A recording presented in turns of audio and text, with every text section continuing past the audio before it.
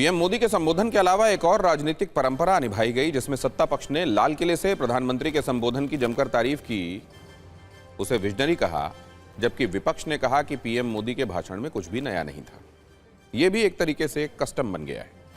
किसी ने पीएम मोदी के संबोधन को राजनीतिक भाषण कहा तो किसी ने कहा कि उन्हें दिमागी नक्सल वाली बात नहीं कहनी चाहिए थी।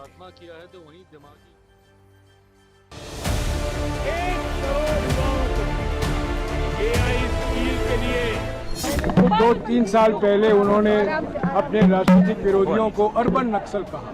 तब ये सवाल पूछा गया संसद में कि अर्बन नक्सल की परिभाषा क्या है। गृह मंत्री से जवाब आता है कि अर्बन नक्सल कोई चीज नहीं है, कोई परिभाषा नहीं है। आज प्रधानमंत्री लाल किले से दिमागी नक्सल की भाषा इस्तेमाल करते हैं अपने राजनीतिक विरोधियों को लेकर।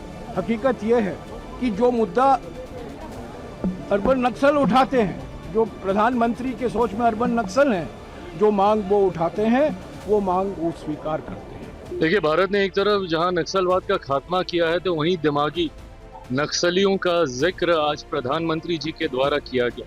ये वो लोग हैं जो समाज में कहीं ना कहीं अराजकता फैलाने की सोच रखते हैं। ये वो लोग हैं जो संभवतः विकसित भारत के निर्माण को नहीं देख सकते।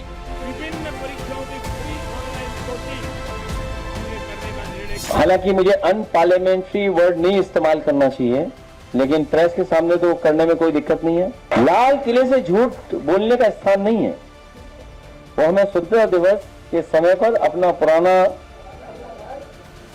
जो हमारा काम रहा है उसका पूरा आंकड़ा देना और भविष्य में क्या करेंगे उसका रोड मैप तय करना। आज का जो भाषण था वो देखने के बाद भाषण थोड़ा पॉलिटिकल हम सबको लगा। चीफ जस्टिस ऑफ इंडिया, उनका सपोर्ट आज के भाषण में पंतप्रधान जी ने किया, वो सुन के बहुत हम सबको बुरा लगा था और एक गलत चीज है। तो उनके भाषण के अंदर कोई ऐसी बात, कोई ऐसा स्पार्क, कोई ऐसी बात नहीं है, एक्स फैक्टर नहीं रह गया कि उनकी बात सुनी जाए।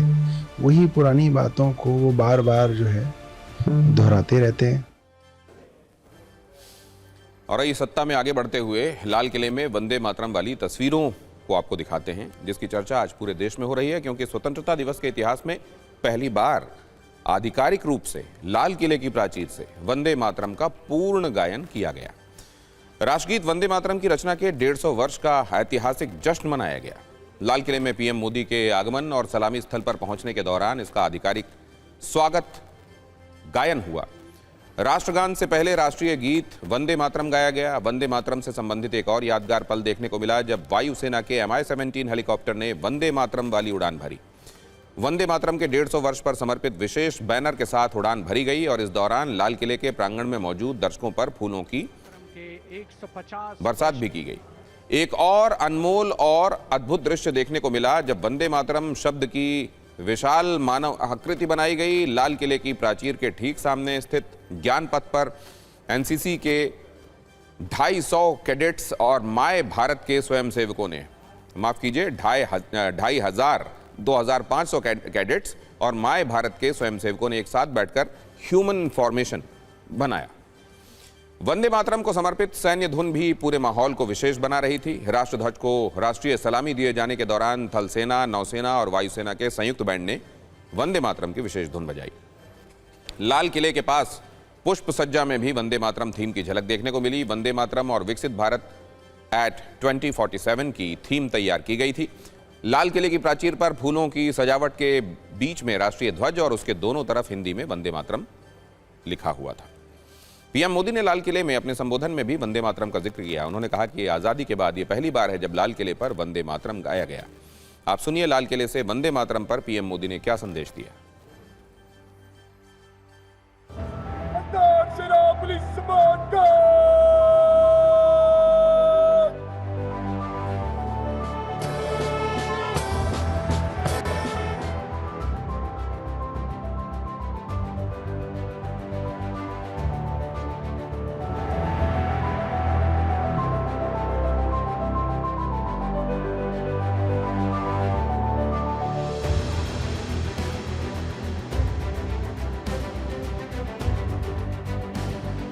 आजादी के बाद 15 अगस्त को लाल किले पर पहली बार वंदे मातरम गूंज रहा है।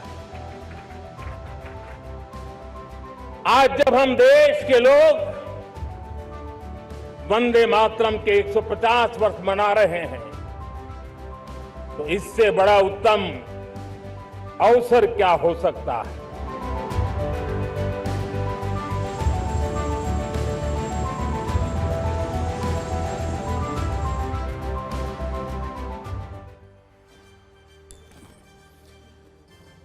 देश में वंदे मातरम सिर्फ देशभक्ति का नहीं बल्कि राजनीति का भी गंभीर विषय बन गया है। स्वतंत्रता दिवस की पूर्व संध्या पर कल राष्ट्रपति द्रौपदी मुर्मू के राष्ट्र के नाम संबोधन के पहले और उसके समापन पर भी वंदे मातरम बजाया गया था। ये इसलिए अहम है क्योंकि राष्ट्रगान को संवैधानिक दर्जा हासिल है। सत्ता में हमने वंदे मातरम पर स्पेशल कुंजी तैयार की है जिसमें ऐतिहासिक जानकारी भी है, इससे संबंधित सारी कहानियां भी हैं। वर्ष 1875 में बंकिम चंद्र चटर्जी ने वंदे मातरम लिखा था। सरकारी रिकॉर्ड के मुताबिक 7 नवंबर 1875 को वंदे मातरम की रचना हुई थी। पहली बार इसे साहित्यिक पत्रिका बंग दर्शन में प्रकाशित किया गया था। बाद में वर्ष 1882 में बंकिम चंद्र चटर्जी ने अपने प्रसिद्ध उपन्यास आनंद मठ में वंदे मातरम को शामिल किया। नोट करने वाली बात यह भी है कि वर्ष 1896 में कलकत्ता में भारतीय राष्ट्रीय कांग्रेस के अधिवेशन में रविंद्रनाथ टैगोर ने वंदे मातरम गाया भी था। वंदे मातरम की यात्रा में वर्ष 1905 की चर्चा हमेशा होती है। इसी वर्ष अंग्रेजों ने बंगाल का विभाजन किया था जिसके खिलाफ पूरे बंगाल में आंदोलन हुआ। विदेशी सामान के बहिष्कार और स्वदेशी अपनाने का अभियान चलाया गया। बताया जा रहा है कि 7 अगस्त 1905 को कलकत्ता के टाउन हॉल की तरफ निकाले गए बड़े जुलूस में हजारों छात्रों ने वंदे मातरम का नारा लगाया था। स्वतंत्रता आंदोलन के दौरान वंदे मातरम एक प्रेरणादायक नारा बन गया था। आजादी के बाद वर्ष 1950 में संविधान सभा ने वंदे मातरम को राष्ट्रीय गीत के तौर पर अपनाया। पिछले साल नवंबर में वंदे मातरम के 150 वर्ष पूरे हुए। वंदे मातरम के पूर्ण संस्करण को हाल ही में राष्ट्रगान के समान कानूनी संरक्षण दिया गया है।